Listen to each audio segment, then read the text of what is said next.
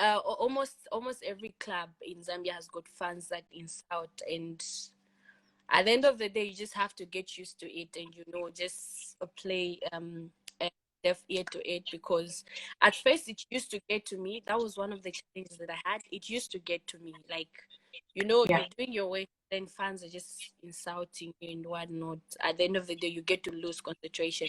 So in the end, like, Yeah. what, this is something I have to accept and live with.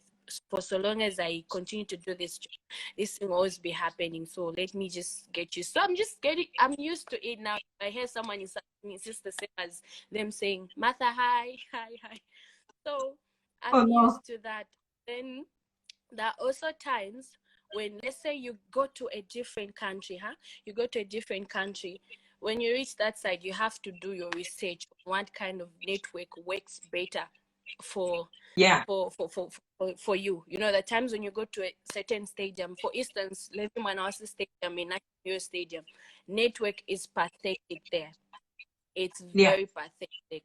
So I now know that MTN or Zamtel is better that side, using it that side, other than Airtel. So when you go to a different country, you have to do your research, what network works better, so that on match day you do not have to go through certain challenges. So you get your SIM card, make sure you have enough Yeah. data, so find out how you can buy data, or all those things.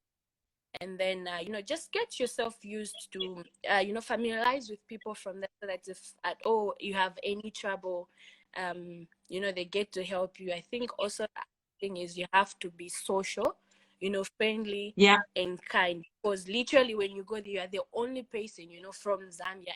If anything happens, who's going to help you if you need any help? Yeah. Let's say your SIM card, your network isn't working. Who's going to help you if you do not familiarize yourself with them? Like the younger match, Yeah. completely my SIM card couldn't work. The SIM card that I got, despite having internet on it, it couldn't work at all. So I had to be spotted by one of the journalists from Tanzania throughout the whole match. That's how I managed to work. Wow. Now imagine if you know if I wasn't social, if I wasn't good to them, who was going to help me? Yeah, exactly. Exactly. No, I love your coping mechanism. It's a shame that that happens, that you go to work, because imagine you're a school teacher or you are working in ShopRite. Or I'm giving terrible examples. I know teachers and ShopRite staff are probably insulted. Teachers by the parents, some Yeah. unruly students, ShopRite staff by customers, but imagine you are working your shift for 5 hours or 6 hours and every person is just abusing you verbally. It's a shame. There should be Yep. more sensitization about that. But I love that you mentioned that, because you could have been like, since you're in PR, you could have like chosen something light to talk about. But I'm grateful for your honesty. Um, and then the being friendly, the being social, being able to talk, Yeah. being able to interact with people from other countries. That's also a good one. You've given the example of Tanzania. So thank you for that. Thank you very much. You're welcome. Um, so we talked about what you do on a match day, post pre-match, post-match. What Mhm. are the and I think you've already mentioned some already. What are the advantages, the benefits, the perks of doing your job? Benefits. Um, you know, it's good to do something that you love, and also loving what you do. I think, Yeah, like I said, for me, it's what I have, always wanted to do. So at the end of the day, passion is involved. There might be yeah, challenges here and there, but then I'm like, this is what I was born to do. This is what I want to do. This is what I've always wanted to do. So, I get to push myself because I'm passionate about what I do. yeah. What was your question again? Yes. What are the advantages? What are the benefits of doing the job that you do? I think one of the advantages is getting to meet different people. because like I said, you get to travel outside the country, play Yeah. against, you know, other teams from other countries. So one of the benefits, I think, you get to travel a lot. If I'm someone who loves traveling, so for me it's a plus. That's one of the advantages. And I also Yeah. love meeting new people, you know, learning new things. So that's one of another benefit for me. I get to meet new people, you know, especially journalists. You know, I get to interact with them, and also, you know, get to know how they do their work, because it's not that just because you're all working for a football club, you know, you do things the same way. You get to learn on Yeah. how you know they do things at their club. You get to learn new things, and if you can incorporate it, you know, at your workplace. And the good thing is that, you know, we are united. I think we're all willing to help one another. So if you see you know, your colleague is doing something different at the club, you get to find out, how are you doing this, how do I go about Yeah. this. You can literally ask for advice. I think the only time we get to be enemies is on match day, if we are playing against each other. But other than that, you know, friendship remains the same and all that. No So you more. get to Yeah. travel, you get you get to travel a lot, you get to meet new people, you get, you know, Yeah. to learn new things from them. Yeah. Okay. Okay. So I'm going to ask my last two questions. Okay, I'll ask the first one first. So Mm-hmm. if any young woman, first, obviously, because you're a young woman, or a young person, yeah, was interested in doing the job that you're doing, they're in their last year of secondary school, or they're thinking about what they're going to study when they go to university, or what career they're going to do, huh? What 3 tips would you give someone who's thinking of doing the same thing that you're doing?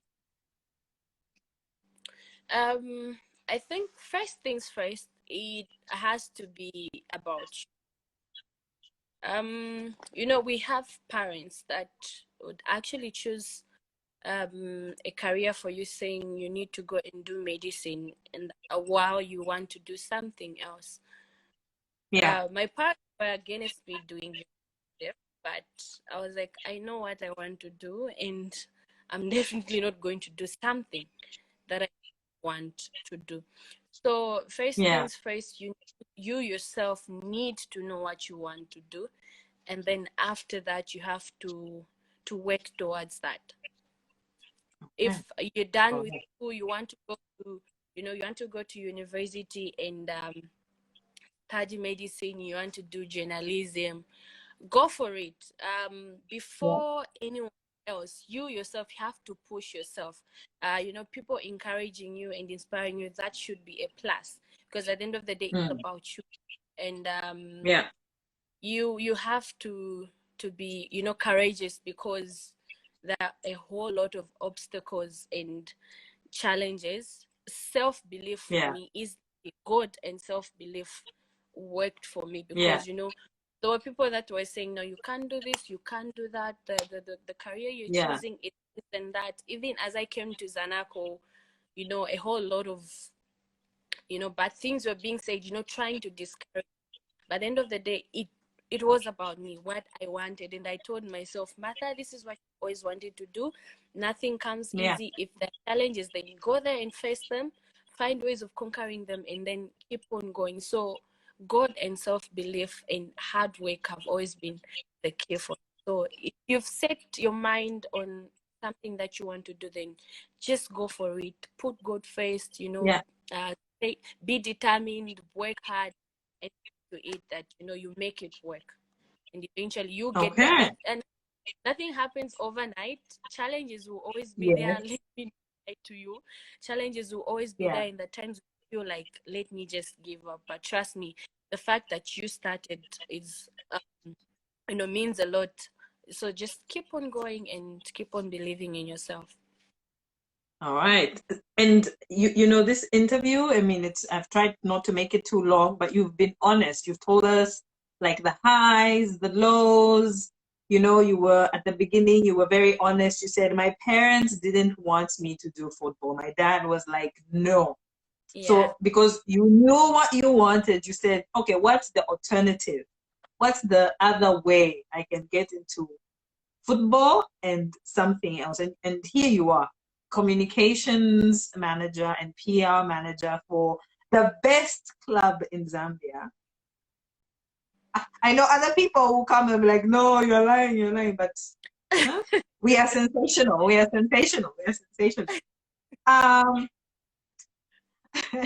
my last question is, what work related events are you looking forward to? I know this past weekend we had the CAF match that we were playing. We won that one. I'm very happy. We're not in the competition anymore, but we won this last match. So what other big competitions or events are you looking for, either in the local league, looking forward to in the local league or at continental level? First things first, we have a rescheduled match against Forest Rangers this Wednesday, and then Okay. on Sunday we are playing against Power Dynamo in Kitwe. So big matches. We need to start collecting points. You know, we've played about, I think, 5 games and we've only won one. Lately we are doing well. I think we are third last on the log from the bottom. So time to start collecting points is now. I'm really looking forward to us, probably playing against Forest Rangers and hopefully collecting points.